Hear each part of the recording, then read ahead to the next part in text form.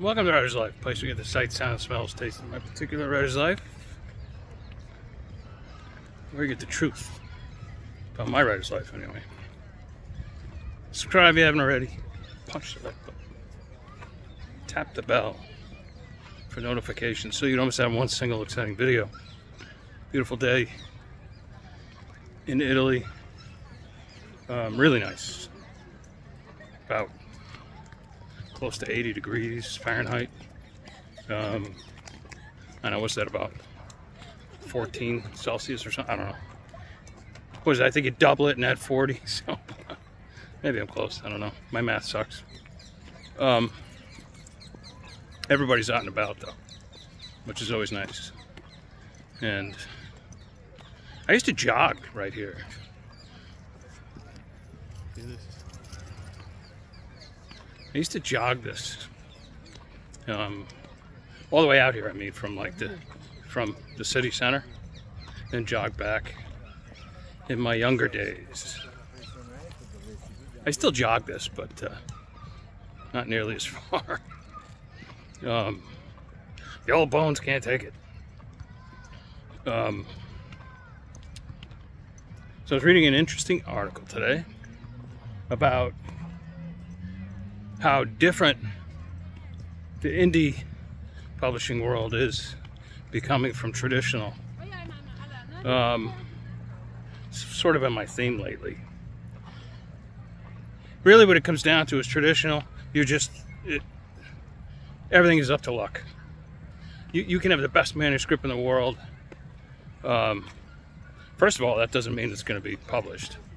In fact, it can work against you for numerous reasons. And second of all, the publisher's not really going to do much for you, and so it's more a matter of slapping the book up against the wall and seeing if it sticks. I've been through that a million times. And if you happen to be lucky enough to score a bestseller, either with like New York Times, USA Today, or overall Amazon #1 or something like that, I've done all three, then good for you. You know, you're lucky. It's pure luck. And when I say luck, like, everything lines up. The algorithms line up, the publisher maybe got you into the right promos, did the right advertising. It all like adds up.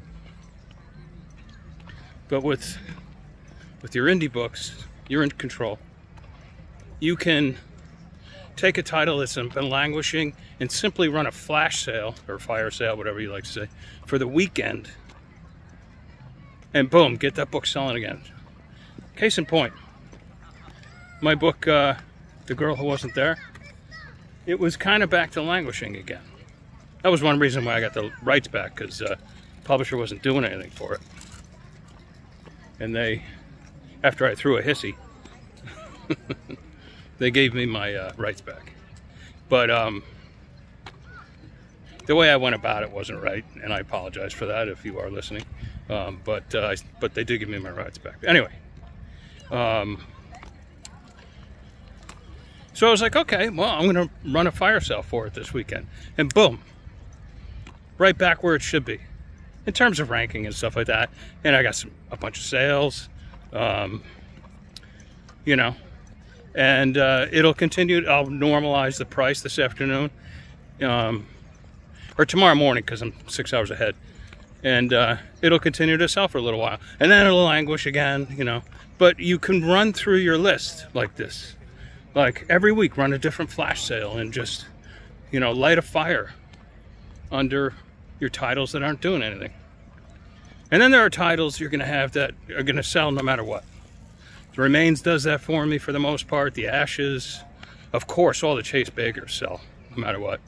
All my new stuff is selling really well. And I'm not going to take all the credit for that. You know who I'm going to give the credit to? The new cover artist.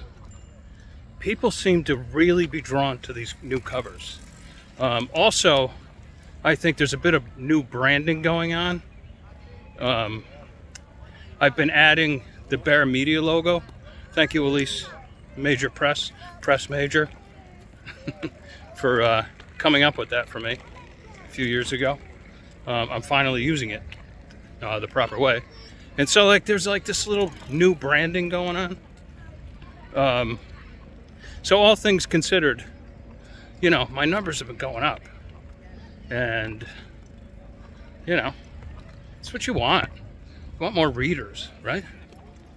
You don't want to just language into nothingville. Let's go over here where they're having